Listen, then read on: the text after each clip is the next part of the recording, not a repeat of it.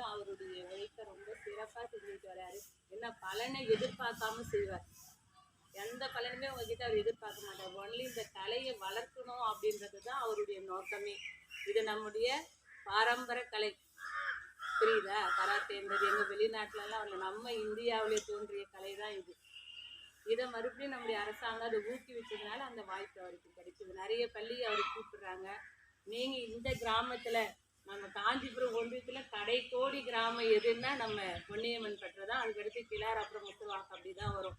இதில் நீங்கள் செய்கிறது பார்த்தா குழந்தைங்க ரொம்ப அருமையாக அற்புதமாக நல்லா செய்கிறீங்க. தலைவர், எம்எல்ஏ எல்லாம் கூட வந்ததா மாஸ்டர் சொன்னாருங்க சார்.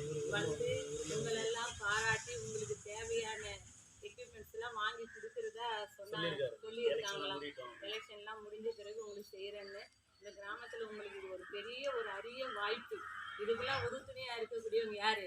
நம் பள்ளியினுடைய ஆசிரியர்கள். அவங்க சம்மதிச்சாதான் சார் வந்து உங்களுக்கு சொல்லிக் கொடுக்க முடியும். புரியுதா? அதனால் நம்முடைய பள்ளி ஆசிரியர்களையும் நீங்கள் நல்லபடியாக பயன்படுத்திக்கணும். இந்த விளையாட்டில் மட்டும் இல்லைம்மா, படிக்கிற விஷயத்தில் கூட ஆசிரியர்கள் சொல்கிறபடி நீங்கள் கேட்டீங்கன்னா உங்கள் வாழ்க்கையில் கண்டிப்பாக நீங்கள் உயர்வடையலாம்.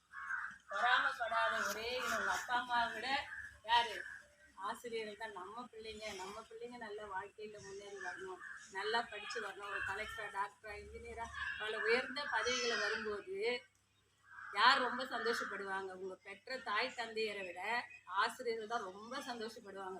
எப்பவுமே நம்ம எங்கள் வீட்டில் விளையாடுற குழந்தைங்கள்லாம் எங்கள் குழந்தைங்கன்னே நாங்கள் சொல்ல மாட்டோம். எப்பவுமே என்ன சொல்லுவோம்? எங்கள் பிள்ளைங்கன்னு சொன்னாவே நம்ம ஸ்கூலில் படிக்கிற குழந்தைங்கள தான் சொல்லுவோம். அதுக்கே எங்கள் பசங்கள்லாம் கேட்பாங்க, என்ன